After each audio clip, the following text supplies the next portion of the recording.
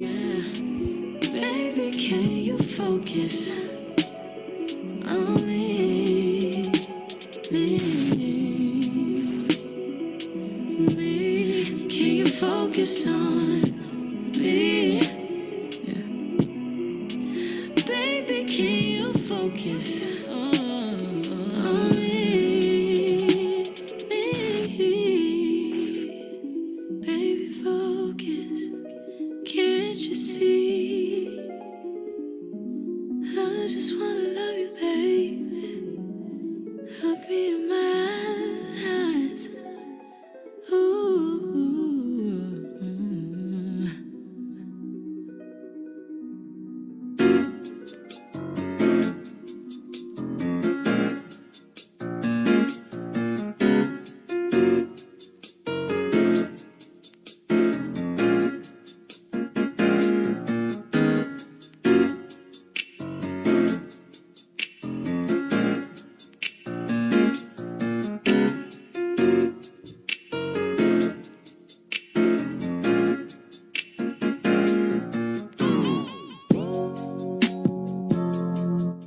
Assalamualaikum warahmatullahi wabarakatuh. Jumpa lagi dengan saya Galuh di Raisa Radio Indonesia Sehat.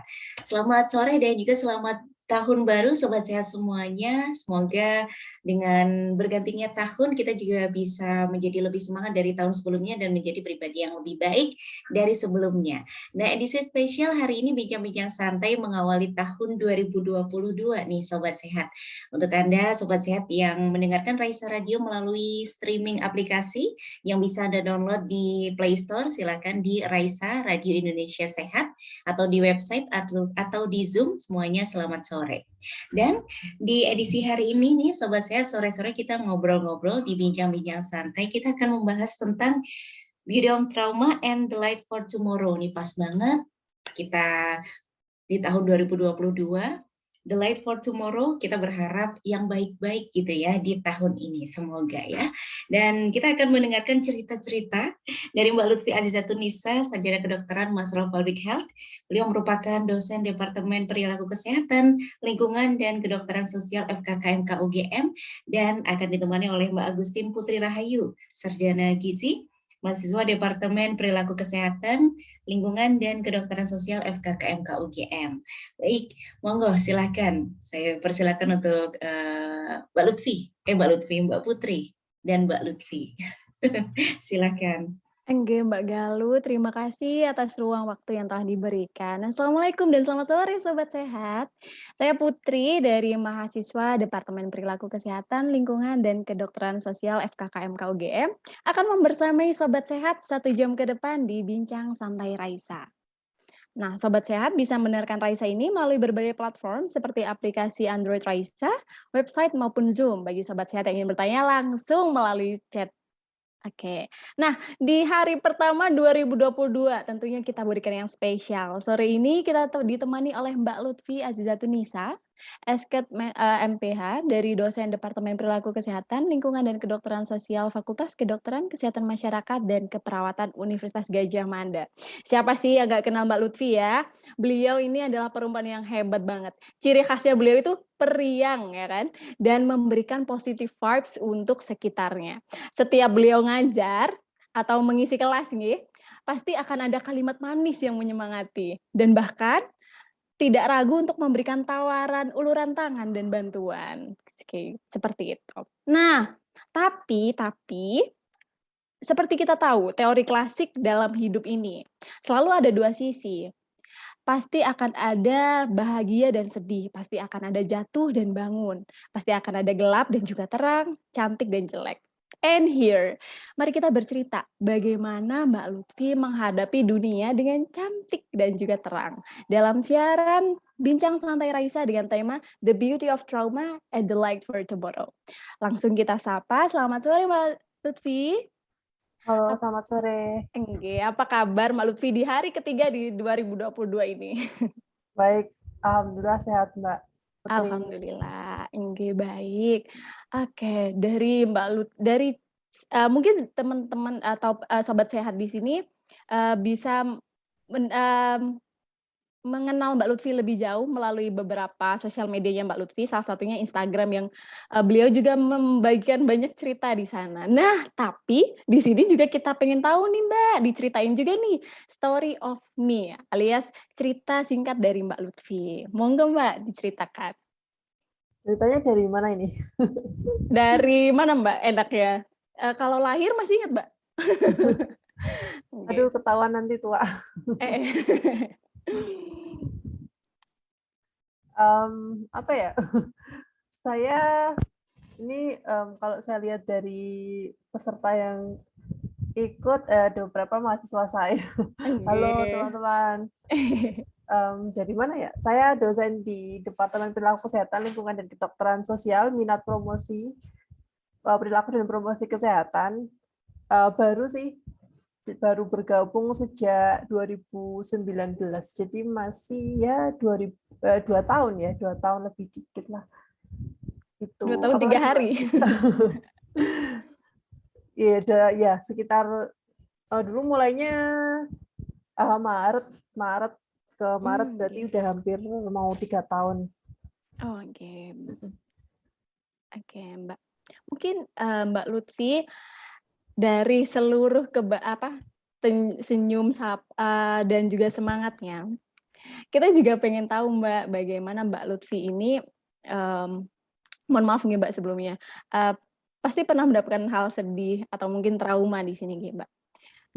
Mungkin bisa diceritakan, Mbak, terkait trauma dan kesedihan yang mohon maaf ya, Mbak, kalau, mmm, menggali cerita lama. Santai aja. Apa ya, trauma? Enggak trauma sih, cuman ini aja pernah, ya saya yakin semuanya di sini juga pernah mengalami kesedihan, titik terendah di dalam hidup. Eh, Kalau saya, waktu saya kecelakaan dan dunia saya jadi terbalik gitu. Jadi dulu saya mahasiswa kedokteran, masuknya 2008, kemudian tahun 2011, tahun 2011 itu saya kan di semester terakhir preklinik mahasiswa kedokteran. Aduh, ini yang dengerin ini mahasiswa PPK semua. Iya. Kemudian kecelakaan tanggal 15 Agustus 2011 itu pas 15 Ramadan juga. Nah, itu yang apa ya, bikin dunianya jadi berbalik 180 derajat, yang dulunya bisa mandiri, aktivitas fisik, apa ya, saya aktivitas fisik saya lumayan kencang dulu, saya naik gunung, saya Wah. sepedaan, basket, berenang, jogging. Nah, kemudian terus jadi harus bergantung dengan kursi roda, jadi agak kaget sih. Malah dulu sebelumnya saya nggak bisa pakai kursi roda, saya nggak bisa bangun sama sekali.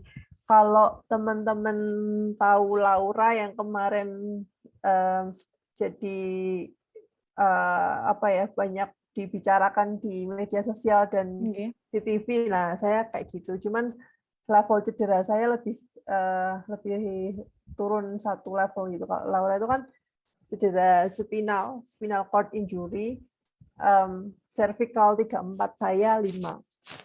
Oh, oke. Ya, spinal cord injury itu apa? Cedera sumsum tulang belakang. Jadi di tulang belakang itu kan di dalamnya ada sumsum tulang belakang, itu saraf pusat nyambung dari otak. Nah, kita kan sistem saraf pusatnya ada 2, otak sama tulang belakang, sumsum tulang belakang. Nah, itu yang mengatur persarafan gerak otot, sensoris, dan fungsi organ di tubuh kita gitu. Terus jadi kayak spinal cord injury itu sumsum tulang belakangnya kena, kedesak tulang yang patah, kemudian kayak kalau kita mengaliri listrik di bawahnya nggak bisa teraliri, jadi jadinya saya kan lumpuh tetraplegia dari dada ke bawah gitu. Terus ya sudah, mahasiswa kedokteran, cita-citanya jadi dokter, terus aktivitas fisik kenceng, tiba-tiba nggak bisa apa-apa gitu. Bahkan mau makan aja megang sendok, lepas, merucut, tahu merucut nggak? Oh iya, iya, iya. Jadi pas Bahasa udah Indonesia apa ya Mbak merucut itu? lepas ya nggak bisa Oh iya, karena iya. hand gripnya nggak Oh kuat nggih. kan Oh nggih, gitu. nggih. Jadi makan apel gitu juga padahal agak gede ya, itu juga nggak bisa. Ya Hmm. gitulah, stres pasti ya, habis bisa ngapa-ngapain sendiri terus nggak bisa ngapa-ngapain, pasti stres. Tandanya apa, dulu pernah belum terdiagnosis sih, cuman ya saya merasa aja karena pernah belajar kan. Nggih. Eh, post trauma stress post trauma stress disorder itu PTSD Oh kan. nggih, PTSD. Kan kayak sering ngimpi pas kecelakaan, terus flashback zaman-zaman gimana crashnya gitu, terus apa ya, ini pulpen jatuh aja saya kaget gitu. Hmm. Terus deg-degan, nggak bisa tidur, insomnia itu lama banget gitu dah. Oh nggih. Nah, itu untuk story mendapatkan traumanya ya, Mbak. Nah, kemudian untuk story menemukan cahayanya ini, Mbak, mungkin bisa Apa ya? diceritakan juga bagaimana Eh, bisa membalik lagi dunianya? ya kalau ditanya, saya sebetulnya susah menjawab ini ya Mbak. Dari dulu ditanya gimana caranya dari titik nol kemudian bisa bangkit lagi. Ini pas apa gitu juga susah. Dulu ditanya Om Deddy Oh Corbuzier ya, juga saya susah oke. jawabnya. Mungkin ini akhir-akhir ini saya menemukan bahwa dulu waktu saya rehab itu kan rehab okupasi terapi juga, dan itu melatih motorik halus, dan dari situ belajar nulis lagi Mbak. Jadi kayak anak TK beneran belajarnya nulis, dari membuat apa ya, bentuk-bentuk kotak lingkaran itu dari. Nah, saya switch dari dulu pakai tangan kanan, saya lahir right handed, kemudian karena lebih kuat sebelah kiri, jadi saya harus ganti ke tangan kiri. Jadi melatih lagi motorik halus di tangan kiri. Nah, dari situ saya gambar terapinya. Nah, saya bisa gambar, bisa sketch, terus saya upload tuh ke media sosial buat Iya, didokumentasikan kan. Terus nggih, Mbak. akhirnya maksudnya, terus ternyata apa ya, banyak yang mengapresiasi dan bahkan minta digambarkan. Nah, dari situ mungkin bisa merasa masih punya karya, jadi masih merasa bisa menghasilkan sesuatu. Mungkin dari situ tambah semangat untuk ini ya, untuk rehabnya, kemudian untuk balik lagi mengejar cita-cita. Enggak sih, dulu tidak muluk-muluk sih, enggak muluk-muluk kalau saya mau balik kuliah lagi gitu, enggak muluk-muluk, enggak, sudah tidak berani bermimpi gitulah intinya. Hmm. Terus bisa diminta teman untuk bantu translate jurnal gitu kan. Kalau PPDS itu kan biasanya ngasih job ke anak-anak mahasiswa S1 buat translating jurnal, bikin referat gitu. Saya diminta bantu teman translate jurnal, mengerjain referat, terus masih merasa oh bisa ternyata itu. Ya udah, terus dari situ ternyata masih bisa menghasilkan uang bekerja. Nah, dulu lumayan dapat honornya, bisa buat beli pulsa, buat jajan gitu. Jadi mungkin dari situ tambah semangat bahwa saya masih bisa berkarya dan nggak ketinggalan dari teman-teman yang lain gitu. Meskipun yang lain juga sudah jadi dokter, jadi udah lulus, udah PPDS, gitu. Saya masih translate aja. Tapi ya sudah. Yang pertama ini sih disyukuri aja, karena pertama saya nggak kena cedera kepala. Jadi saya cederanya di tulang belakang leher. Ya meskipun parah, tapi ya udah alhamdulillah lah nggak kena kepala. Kan kalau orang Jawa gitu ya, untung nggak kena yang lebih tinggi. Kalau lebih tinggi mungkin udah 12 gitu. Orang dulu levelnya 5 aja udah ketar-ketir gitu. Nggih, nggih. Ya disyukuri aja sih Mbak.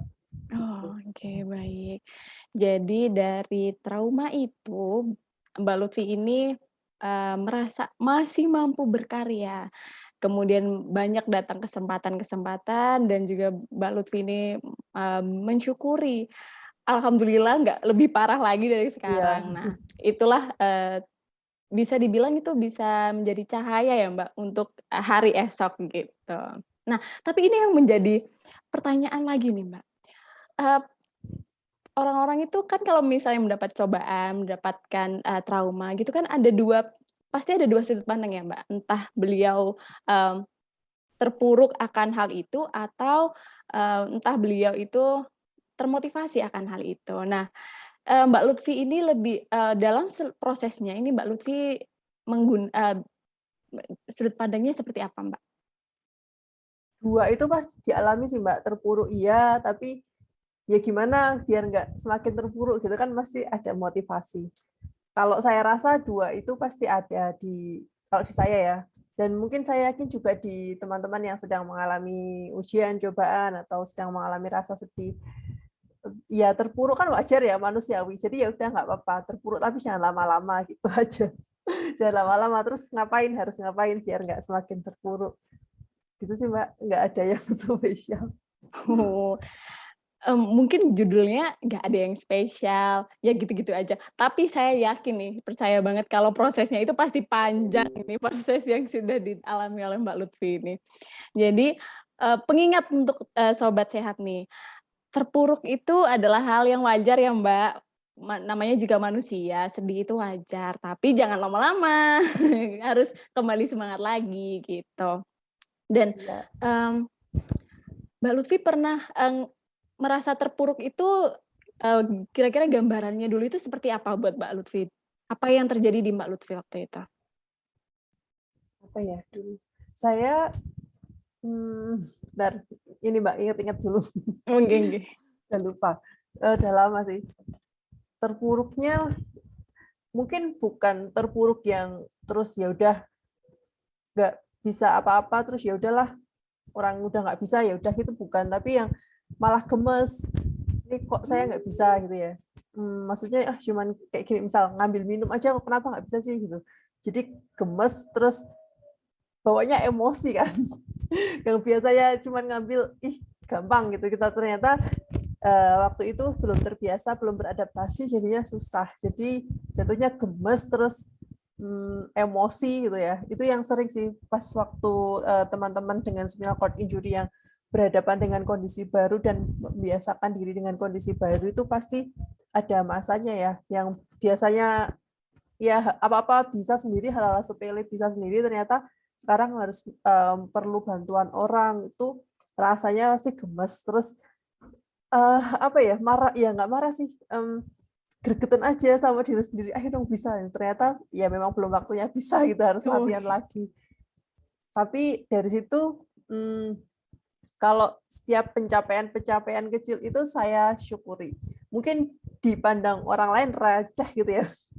Misalnya saya bisa apa ya, dulu gerakin kaki gitu terus bisa. Terus biasanya saya ceritain ke teman saya, tapi bodo amat sih. Mungkin receh tapi ya udah saya share aja yang sama teman yang sering cerita sama saya.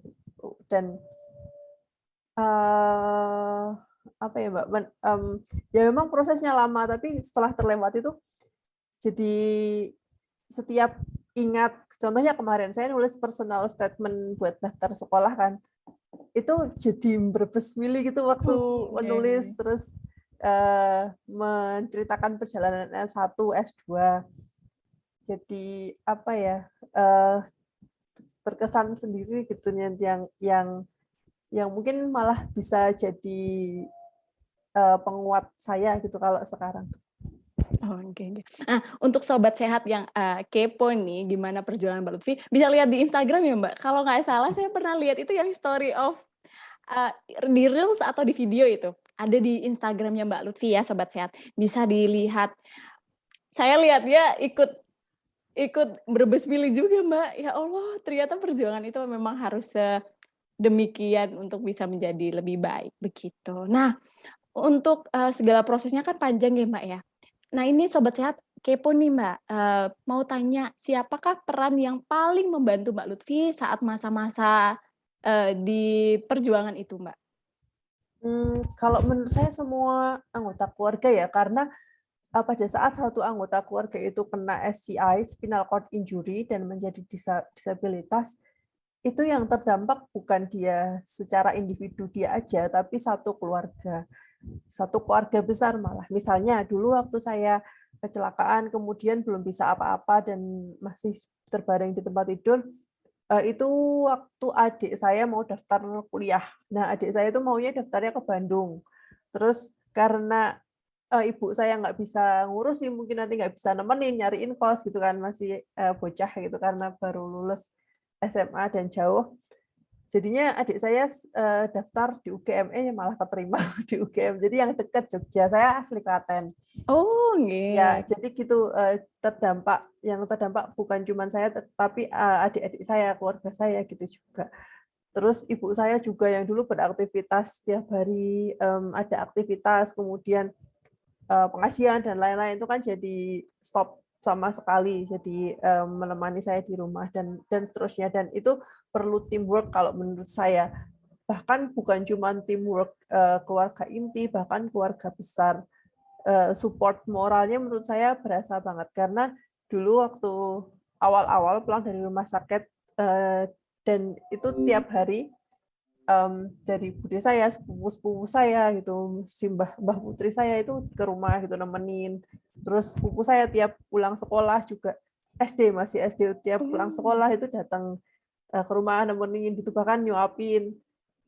Jadi menurut saya teamwork keluarga besar ini yang bikin apa ya, nggak down, sedaun-daunnya itu masih ada harapan. Terus kalau dari keluarga inti, ibu saya sih, dulu ibu saya nemenin lanjut sekolah kuliah S1 karena saya masa cutinya udah habis 3 tahun dan mau nggak mau harus balik ke kampus, dan kampus saya itu nggak ada liftnya. Jadi Oh. sama ibu saya pulang pergi dianterin. Ibu saya nganterin terus ditungguin dari pagi sampai sore.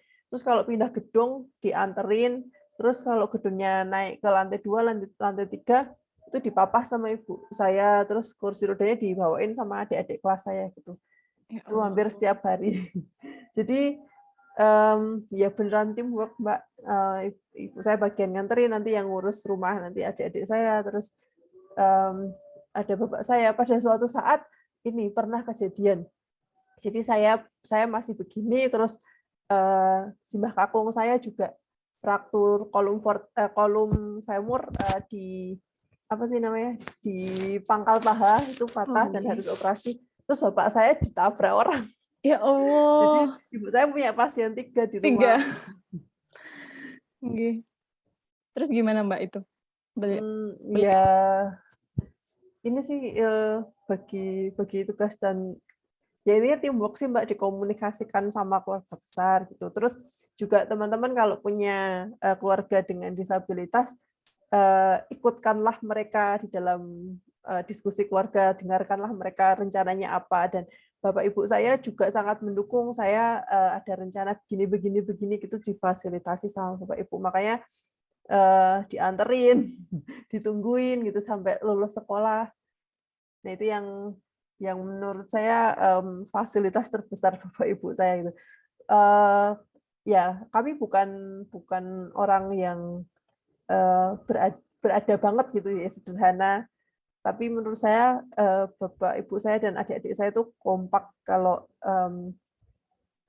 memfasilitasi, menemani. Kemudian jadinya semuanya berjalan dengan baik. Adik saya juga sudah lulus kuliah.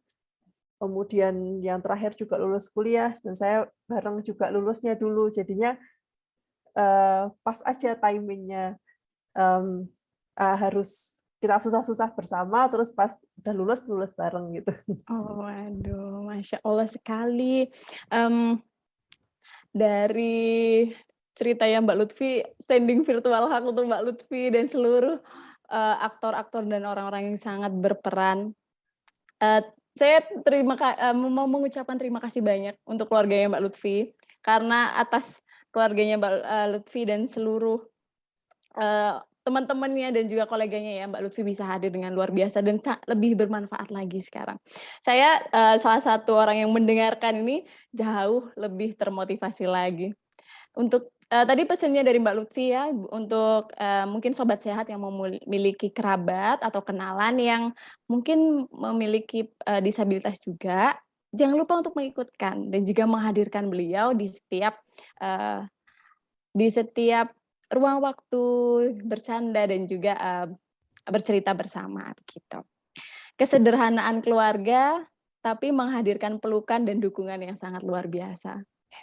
Dan juga guru-guru, Mbak, Oh, teman-teman nggih. guru-guru juga sangat memberikan support gitu. Contohnya Hmm. teman-teman saya itu dulu setiap minggu ada yang datang. Dulu mah tiap hari ada yang datang. Terus Ke setiap rumah minggu ada Mbak? yang ke rumah. Kan teman saya Oh, kuliah di Solo. Saya oh bukan di S1-nya Solo, bukan oke. UGM, S1-nya di UNS FK. Oke. Kemudian iya setiap sore gitu ada yang datang. Jadi teman-teman kalau ada yang ada yang punya kesulitan, musibah gitu ya silakan dirangkul gitu biar biar tambah semangat untuk menjalani kesulitannya dan apa ya bisa bangkit gitu. Dan juga ini yang saya sangat salut guru-guru saya, dosen-dosen Oke. baik di UNS dan di UGM.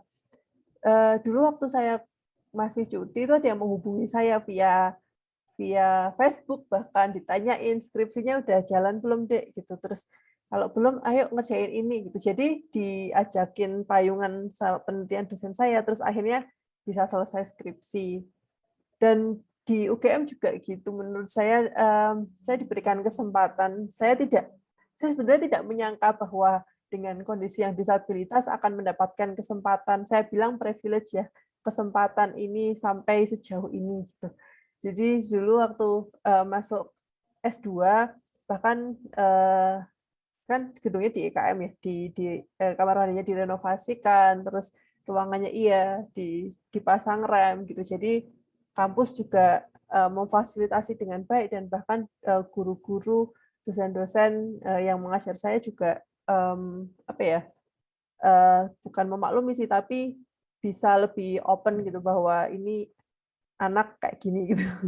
Dan juga sampai sampai lulus Mbak. Jadi terima kasih kepada guru-guru saya yang masih support dan bahkan menawarkan pekerjaan. Saya juga kaget. Oh, gini. Saya yang Ya saya Allah. yang mungkin tidak segercep teman-teman yang lain kalau bekerja gitu. Jadi tapi saya bisa memanage kekurangan saya biar bisa catch up dengan yang lain gitu. Dan terima kasih sudah diberikan kesempatan mengerjakan ya dulu awal-awal project-project gitu terus sampai daftar ke dosen terus jadi dosen gitu Ya, Mbak. bener-bener anak tangga yang harus dipijakin satu persatu, proses yang perlu dilewatin satu persatu atas semua uluran tangan. Terima kasih banyak. Mungkin ini ya Mbak yang bisa kita bilang beauty of the trauma.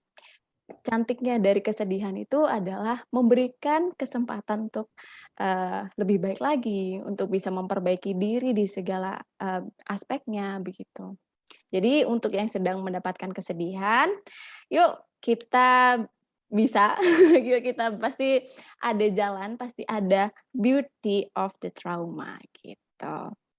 Nah, sudah 2022 ya Mbak, mungkin Mbak Lutfi ada kegiatan wajib mungkin perencanaan atau cara-cara menyusun harapan gitu-gitu Mbak untuk tahun ke depan? Ini saya tapi tidak untuk ditiru ya. Oh, kenapa nih Mbak kok nggak boleh ditiru? Enggak, saya gelundung aja sih Mbak. Gelundung tuh mengalir aja. Ya ada plan tapi ya sudah dijalani saja gitu. Nggak ada nggak ada apa ya Mbak yang benar-benar spesifik harus begini begitu gitu enggak. Paling ya saya ini punya target. Jadi target tahunan, bulanan, harian gitu. Jadi Wah, tahun ini saya harus ngapain, terus ada misalnya ada tanggungan ya nulis paper atau ngerjain apa itu target set bulanan gitu. Terus kalau harian ya yang daily aja. Jadi saya tiap hari bikin list di notes dan saya anak analog jadi nulis di hmm. kertas harus ngapain aja dicoretin satu-satu. Mungkin itu sih yang sering saya lakukan tapi tidak istimewa, mungkin yang lain juga begitu. Mbak Lutfi mohon maaf ya, saya kurang setuju kalau itu dibilang gelundang-gelundung, karena itu benar-benar terencana berarti Mbak. Ada target, bahkan detail ya, sampai target harian. Nah, mungkin ini bisa menjadi tips nih untuk sobat sehat yang lain. Kalau ternyata membuat target sampai harian itu diperlukan untuk bisa dibilang memberikan harapan, memberikan gambaran apa sih yang harus dilakukan gitu ya sama, Mbak Lutfi tadi. Bahkan ada yang dicontreng, "Sudah, belum?" Gitu ya, Mbak. Oh, Kalau menurut saya itu bagian dari proses sih, Mbak. Jadi oke. saya biasanya ini kalau saya, hasil saya akan jelek kalau saya berorientasi hasil.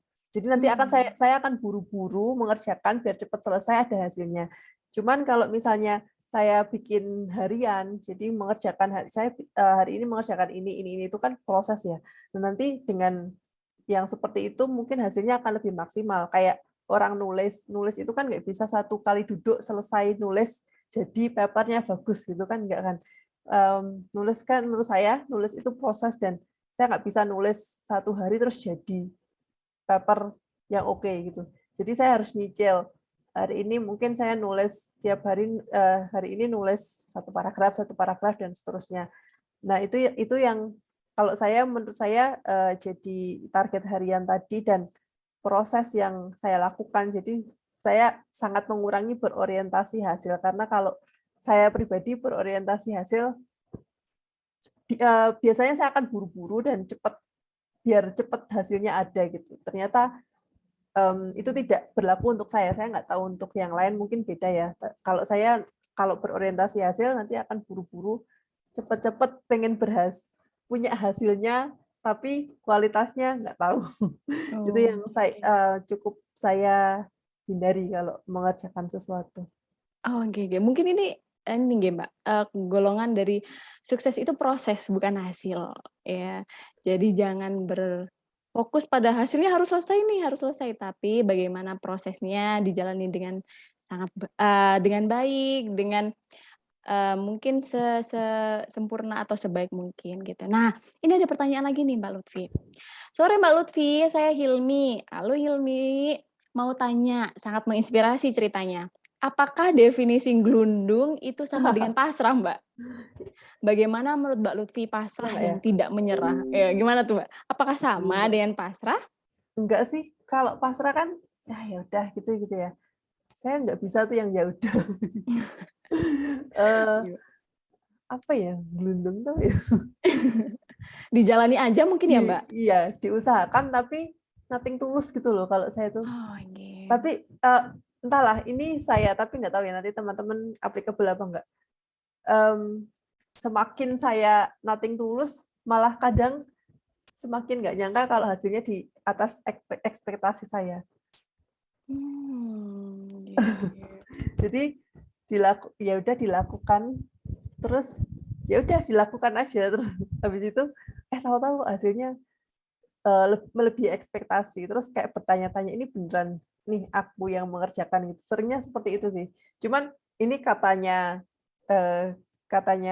guruku kemarin Gimana? soalnya sempat berguru privat gitu. Katanya ini, mungkin kamu belum menemukan apa ya, itu proses menuju maturasimu gitu. Katanya Mmm, nanti kalau kamu sudah menemukan wisdom gitu katanya, filosofis banget. Katanya nanti akan menyadari kemampuanmu seberapa dan kamu tidak perlu untuk menurunkan ekspektasimu kalau mengerjakan sesuatu gitu. Tapi karena saya orangnya logik, jadi kayaknya itu nggak masuk. Jadinya ya iya, udah, Mbak. apa yang kita usahakan itulah yang akan kita dapat gitu kan kalau kita Sesuai gitu ya, Mbak? iya, agak Oke. absurd memang. Tapi ternyata Tuhan memberikan hal lebih ya, Mbak. Tadi yang bahkan lebih dari ekspektasinya Mbak Lutfi itu sendiri. Gitu nggih, Mbak Hilmi, pasrah yang tidak menyerah itu adalah dengan tetap berjuang, nothing tulus, tapi tetap mendapatkan hasil terbaiknya. Nggih, baik. Punten Mbak Lutfi, kita sudah sekitar 30 menitan berbincang, bagaimana kalau kita sedikit refreshing dan mendengarkan lagu-lagu? Boleh nggih Mbak Lutfi nggih? Oke, Mbak. Oke, mohon izin waktu dan tempat saya kembalikan ke Mbak Galuh. Terima kasih. Terima kasih banyak, mohon izin Mbak Lutfi dan juga Mbak Putri, dan sore hari ini Sobat Sehat, aduh kita dengerin cerita-cerita seru banget ya, sore hari ini mungkin ada sambil ngemil-ngemil, sambil ngeteh gitu, sambil mendengarkan cerita-cerita yang menginspirasi gitu dari Mbak Lutfi nih, seru banget. Nah, kita masih akan kembali dengan cerita-cerita seru sampai dengan pukul 4 sore, dan mari kita dengarkan satu lagu dari Lala Huta dengan Tersenyum Kembali. Tetap di Raisa, Radio Indonesia Sehat.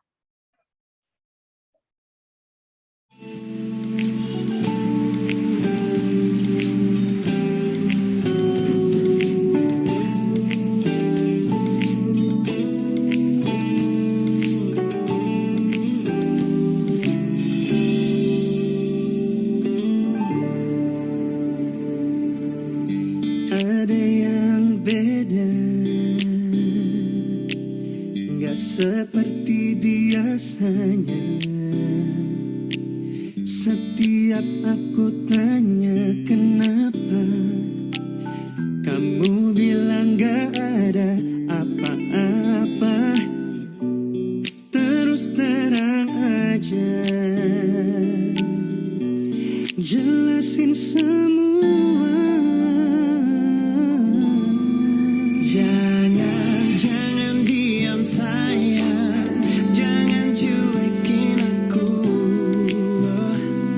Kasih tahu apa salahku.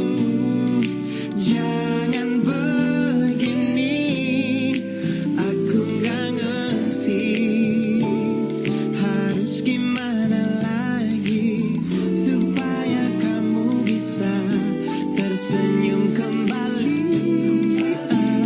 Maafin aku dan jangan diam lagi.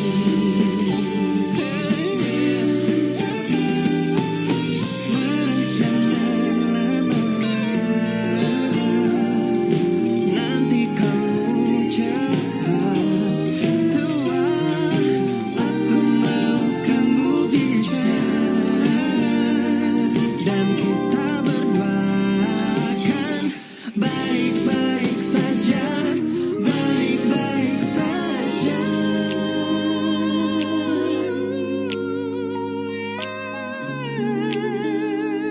Kasih tahu apa salahku. Jangan begini, aku gak ngerti.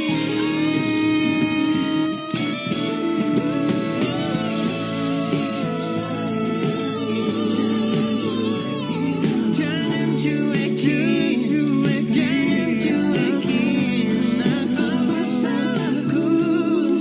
Jangan begini, harus gimana lagi tersenyum kembali. Maafin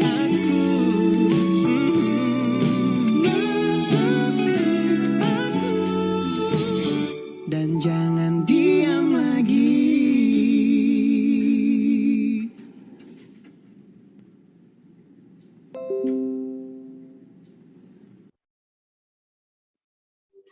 Oke, masih di Raisa Radio Indonesia Sehat, satu lagu dengan tersenyum kembali. Semoga sore hari ini bisa membuat Anda untuk tersenyum kembali ya, setelah mendengarkan cerita-cerita dari Mbak Lutfi. Tadi juga selain kita mendapatkan inspirasi dari Mbak Lutfi nih Sobat Sehat, kita juga mendapatkan kosakata baru yaitu gelundung tadi ya. Jadi untuk Sobat Sehat yang bertanya ini, yang lagi dengerin di radio atau di website, yang bertanya-tanya gelundung itu apa sih, itu bahasa Jerman ya, artinya adalah menggelinding. Tapi itu sering dipakai Mbak sama teman-temanku, entah kenapa ya. Oh iya Mbak. Di grup tuh kan isinya dosen-dosen, ada yang dokter gitu, katanya enggak, aku cuma gelundung aja gitu. Kalau di Faas, PPDS itu mungkin sering dipakai. Jadi mengalir aja gitu ya Mbak Lutfi. Oke deh, baik Sobat. Ini juga sore hari ini ada Bu Siwi juga, Sugeng Sonten Bu Siwi, teman sudah join. Sugeng Sonten Ibu. Oke deh, kita ngobrol-ngobrol lagi. Semoga lagu itu bisa menambah semangat di sore hari ini. Waktu saya kembalikan kepada Mbak Putri, monggo silahkan. Oke, terima kasih Mbak Galuh. Nah, sudah diingatkan oleh lagunya ya, kembali tersenyum. Coba senyumnya diperbaiki lagi, di-refresh lagi senyumnya. Masya Allah, cantik banget Mbak Lutfi. Oke, mari kita lanjutkan Mbak Lutfi. Saya semakin bersemangat ini untuk mendapatkan cerita-cerita luar biasanya Mbak Lutfi. Nah, oh iya Mbak, dari tadi kita berbincang tentang sosial medianya Mbak Lutfi dan segala macam. Mungkin mau di-share Mbak username-nya mungkin biar teman-teman juga ikut terinspirasi dari ceritanya Mbak Lutfi. Karena jujur Li, bahasa TikTok yang dipakai. Kadang kalau misalnya butuh semangat kan mencari orang-orang yang menginspirasi. Nah, salah satunya adalah Instagramnya Mbak Lutfi nih yang saya lihat statusnya, oh iya ya, saya harus kembali semangat nih gitu. Monggo Mbak Lutfi. Mungkin ya, di-search nama aja, nama saya. Tapi jangan dipercaya 100% ya. Kenapa Mbak kok nggak boleh dipercaya? Kan Ya Mbak Lutfi kadang sudah isinya begitu. oh, iya. Itu kan cuma buat fun ya. Kalau menurut saya sosial media ya selain share informasi, share apa ya kebaikan gitu, tapi kadang-kadang receh gitu. Jadi Oh, jangan dianggap serius. oke. Slice of life ya, Mbak. Heeh. Oke. Termasuk saya kemarin lihat Mbak Lutfi ngempot itu agak deg-degan ya, Mbak. Tapi kayak Ah? yang di video Oh, ada komen-komen, wah Mbak Lutfi sekarang udah ngempot gitu. Nah itu juga kembali menjadi slice of life gitu. Oh iya kita ikut jangan lupa bercanda. Oke mari kita lanjutkan tentang hari ini temanya tentang beauty of trauma and the light for tomorrow. Tadi Mbak Lutfi sempat menyinggung, pasti semua orang pernah menghadapi sisi terendah dalam hidupnya. Nah, dari Mbak Lutfi sendiri, bagaimana untuk menyalakan harapan Mbak untuk kemudian ketika sudah berada di kesedihan gitu sendiri? apa ya ini pertanyaannya susah ya. Ya balik lagi aja Mbak, kita masih dikasih hidup, masih bisa bernafas, masih bisa berkarya, itu buat apa gitu. Masa iya mau kalau sedih-sedih terus gitu kan enggak. Kalau saya loh ya, nanti ya teman-teman bisa share loh sebetulnya yang Oh lain. iya iya, monggo monggo. Bisa Apa dibagikan ya, ceritanya juga nggih Mbak nggih di chat, monggo. Kalau dari Mbak Lutfi tadi? ya kalau saya masih dikasih hidup, terus masih bisa melakukan sesuatu. Mau apa ya, mau memberikan sesuatu juga yang bermanfaat buat yang lain gitu kan. Dan menghasilkan karya yang bisa dimanfaatkan oleh orang lain. Gitu aja sih Mbak. Jadi kan kita bernafas, masa iya mau bernafas terus nunggu giliran dijemput gitu kan enggak kan. Kita mesti melakukan sesuatu yang semakin bisa bermanfaat kan semakin bahagia kan sebetulnya. Oke oke. Kembali lagi ke gelundung tadi ya Mbak? Ya pun gelundung. Tapi jangan disalahartikan ya, jangan disalahartikan bahwa gelundung tuh terus ya udah pasrah gitu enggak. Saya bukan tipe yang pasrah, cuman diusahakan tapi tidak usahakan maksimal tapi ya udah habis itu diserahkan ke Yang Maha Kuasa gitu aja sih. Jadi nanti kita nggak berat kalau misalnya hasilnya tidak sesuai ekspektasi. Oh, Dan iya. kalau hasilnya melebihi ekspektasi kayak apa ya rasanya ya senang, bersyukur, ya bahkan kalau tidak sesuai ekspektasi kan tetap bersyukur ya. Cuman ada kebanggaan tersendiri gitu kalau yang sudah kita usahakan terus habis itu kita pasrah dikasihnya lebih sama yang di atas. Iya, alhamdulillah. Nah, ini nih untuk sobat sehat yang sedang menghadapi sedih atau sedang menghadapi ujian, termasuk yang harus mungkin proposal, tesis dan segala macamnya, nggih, ini diingat. Mungkin hakikat kita menjadi mahasiswa itu berjuang mungkin nggih, Mbak, nggih. Kita sudah Iya. diberikan fasilitas, berarti harus diusahakan. Bukan dipasrah ya udah gitu nggih, tapi harus gelundung dan tetap mengusahakan yang terbaik dan akhirnya menyerahkan hasilnya kepada Tuhan Yang Maha Esa. Begitu tipsnya dari Mbak Lutfi. Siap laksanakan. Iya. Siapa ya? Kok nggak muncul ya di chat ya? Nggih. Ayo monggo sobat sehat kita berbagi. Mungkin bisa berbagi caranya saat menghadapi titik rendah dalam hidup. Oke, nggih. Nah, Mbak Lutfi kalau didengarkan lagi, berarti cahaya atau solusi atau semangatnya itu dari diri sendiri ya tadi, Mbak? Atau mungkin ada sumber semangat yang lain, Mbak? Ya sumber semangat sebetulnya kan bisa dari dalam diri sendiri gitu. Kalau teman-teman mempelajari teori perilaku, Oh, ya. Nggih, ya kan ada betul. intensi gitu. Tapi kan juga ada dari orang lain yang bisa memperkuat motivasi ya, kayak ada peer support-nya. Terus ya sebetulnya itu kan sebuah sistem ya Mbak Agustin, nggak bisa kita sendiri terus melakukan sendiri apa-apa sendiri gitu. Kalau saya perlu ada support system dari teman-teman, kerabat dan sebagainya. Itu yang selain saya punya motivasi sendiri, ternyata banyak juga yang mendukung saya, itu jadi kayak berlipat ganda gitu. Nggih nggih. Sebetulnya nggak ada yang spesial, Mbak, semua biasa-biasa aja. Saya bingung loh kalau Mbak Lutfi ngomong, "Saya biasa-biasa aja," tapi Mbak Lutfi itu di mata saya ya, Mbak, dan di mata, orang lain, Mbak Lutfi itu adalah orang yang sangat menginspirasi sekali. Terima Gitu. kasih. Terima kasih banyak, Mbak. Iya. Nah, ini Mbak Lutfi mohon maaf nggih, ini, Mbak Galuh ikut gregetan pengen nanya ini. Mungkin saya memberikan, kesempatan dulu nggih ke Mbak Galuh. Mbak Galuh monggo, mau apa yang dikepoin silahkan. Ya, terima kasih banyak atas kesempatannya Mbak Putri dan terima kasih Mbak Lutfi sudah cerita-cerita banyak dari tadi saya menyimak dan jujur saya terinspirasi sekali dengan ceritanya Mbak Lutfi dan jadi penasaran juga. Tadi Mbak Lutfi menyinggung soal soal bagaimana bersahabat dengan diri sendiri gitu. Tadi Mbak Lutfi bercerita bahwa gemes sama diri sendiri, megang sendok aja dalam tanda kutip meruwecot. Ini juga kosakata baru nih sobat. Terus habis itu jadi gemes sama diri sendiri. Terus tapi setelah itu waktu-waktu berlanjut lalu Mbak Lutfi bercerita kalau kakinya digerakin dikit rasanya udah seneng. Nah, bagaimana proses Mbak Lutfi untuk bisa bersahabat dengan diri sendiri gitu. Matur nuwun Mbak Lutfi, Mbak Putri. Nggih, Mbak Gimana ya? Galuh.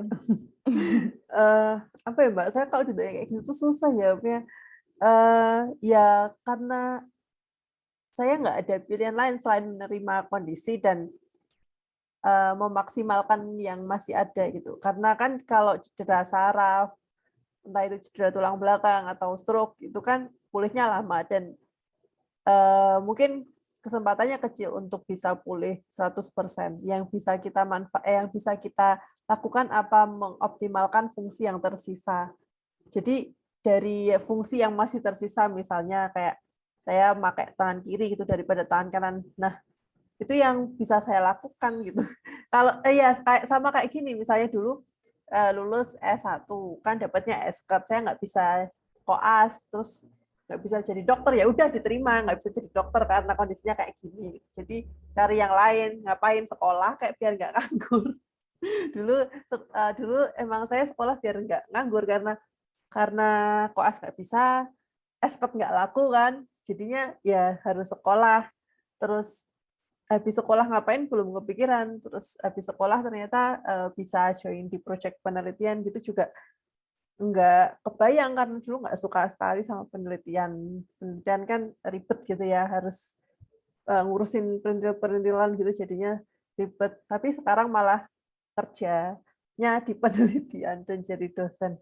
Ya gitu sih Mbak, kalau misal kita emang ya kita mengusahakan sesuatu semaksimal mungkin. Tapi kan kalau kayak saya kondisi ya udahlah nggak bisa jalan lagi, ya udah ngapain yang bisa dilakukan gitu.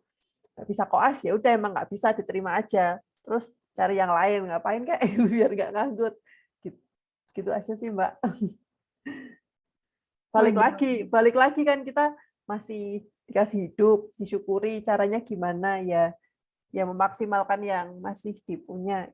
Teman-teman juga misalnya udah dikasih kesempatan kan bisa sekolah, terus stres ngerjain tugas, ngerjain ujian, ya pasti stres wong ya namanya sekolah ya kan. Terus ya bisa dilakukan apa? Ya udah dikerjain aja gitu. Sama kayak kayak ngerjain kerjaan misalnya deadline-nya barengan. Beberapa deadline di waktu yang sama, misal di minggu yang sama. Terus mau ngapain? Mau nangis, mau ngeluh? Kan enggak, ya dikerjain aja. Ya sama kayak gitu. Simple, tapi ya nggak tahu sih. Kalau saya gitu. Nah ini nih, simple tapi nggak tahu. Nah, kira-kira proses dari Mbak Lutfi ini menyadari ataupun bersahabat dengan diri sendiri itu, apakah ada proses ngobrol dengan diri sendiri, Mbak? Dan Aduh, kalau serem.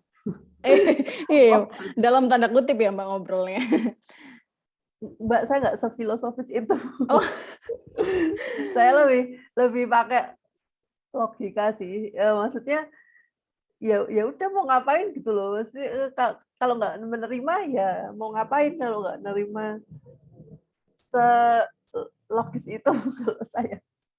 Mungkin beda ya kalau yang apa ya philosophical gitu. Terus ini hikmahnya apa kita ambil dari itu ya gitu enggak sih. Oh, nggih. Berarti karena Mbak Lutfi ini based on logic nggih, jadi ya udah memang harus ngapain, memang apa yang bisa dilakukan, ya berjuang lagi dong gitu. Iya, karena kayaknya nggak ada pilihan lain. Siapapun yang ada di posisi saya yakin juga akan melakukan hal yang sama. Karena kita kan sama-sama manusia ya, jadi insting survival-nya yuk kayak gitu gitu. Oke, Menurut oke. saya begitu. Ini insting of survival-nya adalah dengan berjuang lagi. Oke. Nah, tapi Mbak, selama perjalanan berjuang itu Mbak, pasti kan ada banyak pertanyaan, banyak keraguan dalam diri sendiri. Bahkan mungkin ada satu pertanyaan nih yang menjadi hal besar nih. Am I competent enough? Apakah saya cukup berkompeten ya di bidang ini?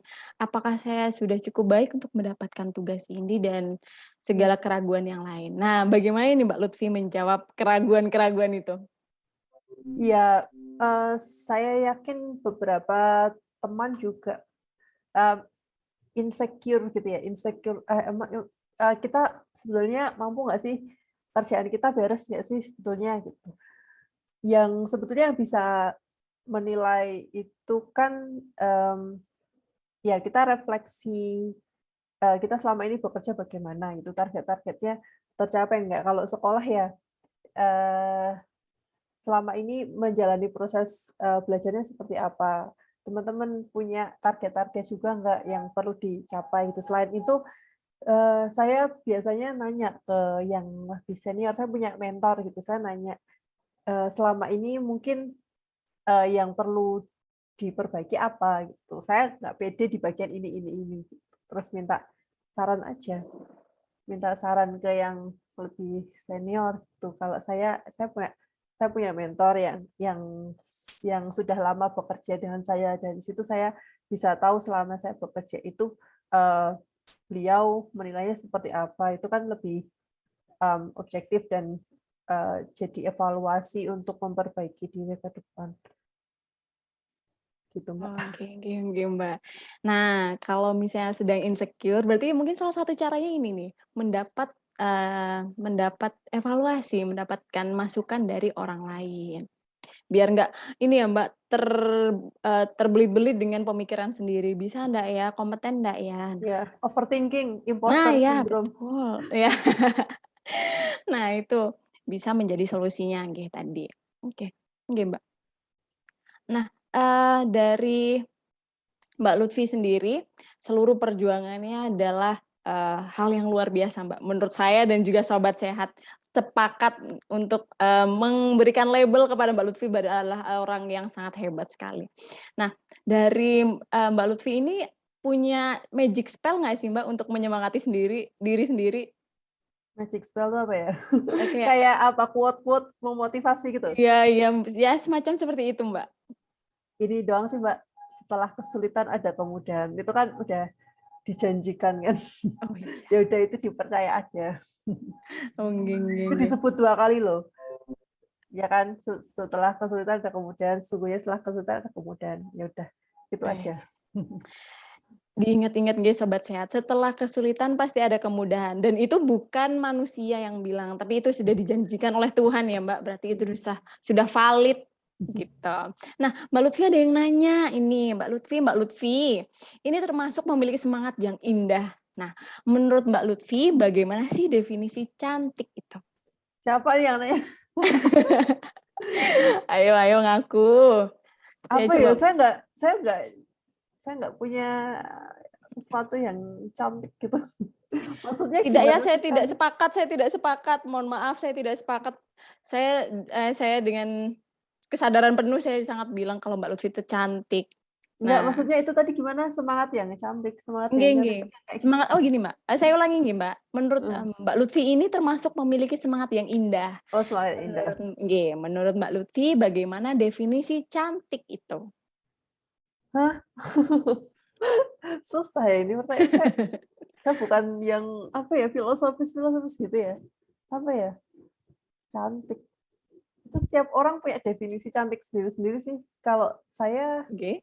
cantik apa Nah, ya, Mbak? itu Mbak. Bentar. Iya. Pikir dulu. Apa ya? Eh, apa ya? Kalau seseorang ini harus perempuan apa enggak? Eh, Kalau ya seseorang berdasarkan Mbak Lutfi. hmm, dia bisa menempatkan diri. Jadi dia tahu diri, bisa menempatkan diri di posisi dia dan kondisi gitu. Gimana ya? Ya dia bisa bertindak, berlaku dan bersikap sesuai dengan posisi diri, sesuai dengan kondisi, sesuai dengan keadaan. Nggak tahu sih, itu menurut saya aja. Oh, oke. Nah, mungkin ini definisi yang berbeda ya, yang dari kita lihat kalau sosial media kan ada standarnya ya Mbak, cantik. Cantik itu harus putih, mulus dan segala macam. Aduh, Physically. physically. Nah, sekarang agak kita geser ya definisinya. Kalau menurut Mbak Lutfi, cantik adalah melakukan sesuatu sesuai dengan semestinya, begitu. Oke. Oke, baik. Untuk Sobat Sehat, silakan apabila ada yang tanyakan atau tadi ya berbagi cerita, kira-kira bagaimana menghadapi sisi terendah dalam kehidupan. Monggo Mas. Ya. Untuk Mbak Lutfi ada yang mau disampaikan Mbak? Ke teman-teman ya, ini semua kebanyakan mahasiswa ya.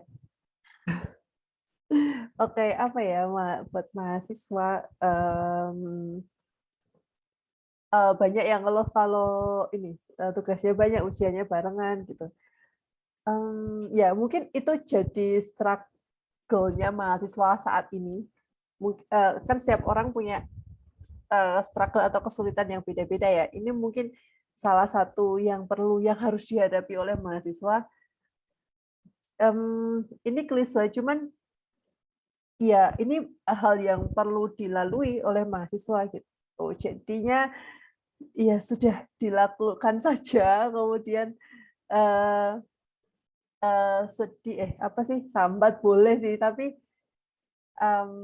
ya diberikan saja yang terbaik, dan itu nanti kalau teman-teman sudah melewati akan menyadari bahwa oh iya ternyata ini semua ini semua berguna gitu ya buat teman-teman, dan akan menyadari kalau memang apa yang teman-teman pelajari itu bisa diimplementasikan. Kalau menurut saya gitu. Jadi dulu saya nggak suka penelitian. Terus saya kuliahnya itu kan di S2-nya IHTDR yang Implementation Research gitu. Jadi riset, kemudian saya harus tesis sesuai dengan requirement dari pemberi beasiswa Implementation Research gitu. Terus saya dulu waktu nggak suka juga terkait kebijakan, nggak suka juga terkait health economics, nggak suka juga terkait program manajemen. Nah, ternyata setelah lulus itu semua balik ke saya gitu. Jadi dari situ saya bersyukur dulu waktu struggling untuk mengerjakan tugas-tugasnya, ujian-ujiannya. Ternyata setelah lulus itu yang saya kerjakan so far. Bahkan nanti kalau saya penelitian disarankannya mengambil terkait health insurance untuk people with disability itu. Jadi kan nanti saya harus mikir terkait health economics juga. Jadi kayak apa ya saya benci itu kayak balik ke muka saya gitu loh. Jadi ya sudah, itu dipelajari saja, akan berguna suatu saat. Bahkan sesuatu hal yang kalian benci itu kan bukan berarti itu tidak akan teman-teman lakukan di masa depan. Ya, kayak ada yang bilang kalau Allah Subhanahu wa taala kan sudah bilang ya, yang kamu benci belum tentu buruk buatmu gitu kan. Nah, itu seperti saya mengalami sendiri, semua yang saya benci itu balik ke saya semua, dan saya lakukan sekarang. Gitu, Mbak. Wah, luar biasa sekali ini, pengingat sekali ya. Yang biasanya ngerasa itu adalah beban, hambatan, tapi mau ya hal yang harus kita hadapin dan kita perjuangkan bersama. Oke. Nah, ini dari Mbak Wahidah Kusumastuti, salah satu bentuk kekaguman Mbak Wahidah, Ibu Diah untuk Ibu Lutfi. Udah kelewat tapi ultahnya. Mbak Lutfi habis ultah, selamat ulang tahun Mbak Lutfi. Enggak, udah lama. Oh, hadiahnya ini hadiah baru nih dari Bu Diah. Oke, baik. Bu Dia, mohon maaf, apakah boleh kami play, Bu, di sini? Boleh nggih? Mohon izin nggih? Oh ini yang dikirim Bu Dia Boleh. dulu ke saya. Aduh, Iya, halo. udah saya kirim ke emailnya Bu Lutfi dulu. Ya Allah, luar Jadi biasa boleh. sekali. Punten Terima nggih, kasih ya Bu mohon Dia. izin Bu Dia, karena ini mengingatkan. Nggih.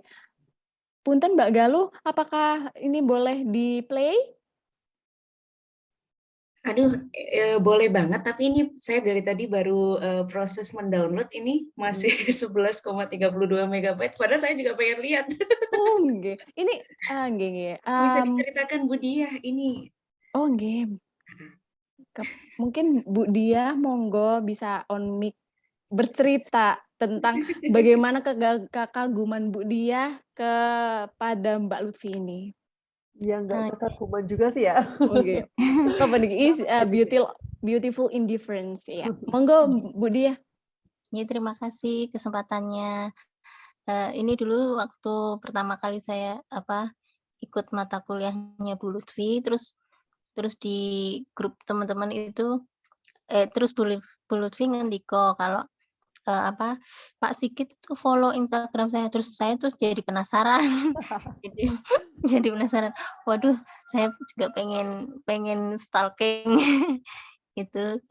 Oh ternyata wah, terus habis itu saya wah ini berarti pejuang sejati gitu. saya dulu juga kebetulan waktu kuliah semester 7 itu juga kecelakaan, kaki saya patah dulu. Terus saya juga hampir trauma, terus nggak mau lanjutin gimana gitu. Apalagi waktu skripsi saya dulu juga ngambil skripsi di PT kapal gitu. Itu juga harus lompat harus dari kapal ke kapal pakai truk gitu. Ternyata perjuangan Bu Lutfi lebih wow, lebih sangat-sangat lebih berat daripada saya dulu. Gitu. Terus ya itu intinya ternyata kita nggak boleh berhenti saat kita dapat ujian, itu justru buat kita lebih kuat. Jadi kita nanti sejauh mana kita menghadapinya, nanti sejauh itu kita juga akan mencapai sebuah pencapaian yang lebih dan nggak kita sangka tadi, seperti Bu Lutfi ngendiko tadi, lebih dari ekspektasi. Jadi saya dulu kan juga udah mikir, oh saya udah segini, udah berhenti, saya nggak lanjut kuliah, saya nggak nikah, nggak punya anak, nggak apa gitu, nggak pikiran. Tapi alhamdulillah sampai sekarang sudah terlampaui semuanya. Dan ya itu saya juga sekarang nyambi kuliah, kerja sambil nyambi kuliah ini juga agak berat. Terus lihat Instagramnya Bu Lutfi jadi semangat lagi. Gitu. Terima kasih. Alhamdulillah ada baiknya. Kirain cuma receh-receh doang. Enggak, Bu, menginspirasi sekali tuh. Ya, makasih Bu Dia. Bu Dia ini mahasiswa yang kalau tutorial selalu sama saya ya, Bu. Tim tutorialnya Mbak Lutfi. Jangan bosan, Bu. Oke, terima kasih Bu Dia. Ini filosofi beauty of trauma menurut Bu Dia, nggih. Dan terinspirasi juga dari Mbak Lutfi bahwa trauma sedih itu ada sisi baiknya, adalah bagaimana dengan kita bangkit lagi dan memperbaiki diri gitu. Nggih, mohon izin nggih untuk menampilkan video dari Bu Dia.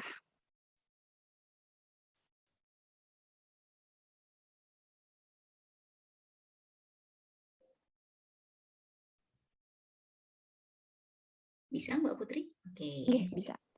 Because I wanna be, yeah, I don't wanna sit still, look pretty. Summer love to you, new lover. Treat her better. We gotta let go of all of our goals. We both know we ain't kids no more. Summer love to you, new lover. Treat her. Iya, 24 detik yang luar biasa sekali. Punten Bu Dia, saya melihat hal besar di sini. ketulusan dan kecintaan Bu Dia kepada Bu Lutfi. Terima kasih banyak atas hal baik yang sudah diberikan Bu Dia. Mohon izin Bu Dia, saya ikut berbes mili. Ya Allah, luar biasa. Mbak Lutfi itu berarti bisa berdiri nggih? Tapi core muscle, jadi core muscle itu yang menyangga badan, termasuk otot perut, otot pinggul, pinggang, terus otot apa lagi ya? Ya, yang di bagian tengah terang itu nggak kuat, Mbak. Jadi kalau saya nggak pegangan ya nggak ambruk. Kalau kaki kuat. Jadi untungnya tipe lesinya itu kan UMN upper motor neuron. Jadi nggak lumpuh layuh, tapi lumpuhnya saya spastik. Jadi otot-ototnya sering tidak bisa dikontrol dan berkontraksi sendiri, dan itu kenceng banget dulu, harus sampai disuntik botox setiap 3 bulan biar tidak kaku ototnya. Bahkan sampai dulu waktu di needle EMG itu jarum yang sepanjang itu dan sebesar itu, waktu otot saya berkontraksi itu sampai bengkok. Jadi sekuat itu, dan waktu aku muntur jarumnya nggak bisa dicabut. Gimana Mbak? Ya nunggu ototnya Relax itu dulu. relaksasi dulu baru bisa dicabut. Nah, untungnya saya masih bersyukur juga, alhamdulillah tipe cedera saya seperti itu. Jadi masih bisa ngunci. Kalau berdiri itu enggak bisa karena kaku. Jadi kalau dirangsang sentuh sedikit, kaki saya langsung jeglek. Jadi di lutut itu langsung nekuk. Jadi harus langsung deprok. Tapi karena dilatih ototnya, jadi sekarang udah bisa ngunci lututnya dan bisa berdiri itu, Mbak. Masih bersyukur sih tipenya spastik. Jadi spastiknya dimanfaatkan untuk berdiri. Masya Allah sekali, perjuangannya luar biasa. Nah, mungkin ini jadi pengingat nih Mbak, yang dulunya nggak bisa, kemudian berproses hingga akhirnya bisa lebih baik lagi. Jangan-jangan cahaya yang ada sekarang, ini adalah bekal untuk memberikan cahaya yang lebih terang lagi. Jangan-jangan semangat sekarang yang mungkin masih kecil, bisa menjadi hal baik untuk masa depan. Nggih, terima kasih banyak Mbak Lutfi, tidak terasa sudah 1 jam saya dan Mbak Lutfi membersamai Sobat Sehat. Nah, always Terima kasih Mbak grateful Sike, Bu Ayi. Ini mahasiswa saya. Ini kita tergabung di dalam fansnya Mbak Lutfi loh sebenarnya. Iya, nggih. Mohon maaf sekali, hari ini bincangnya sangat seru, tapi harus segera kita akhiri bincang santai kita pada sore hari ini.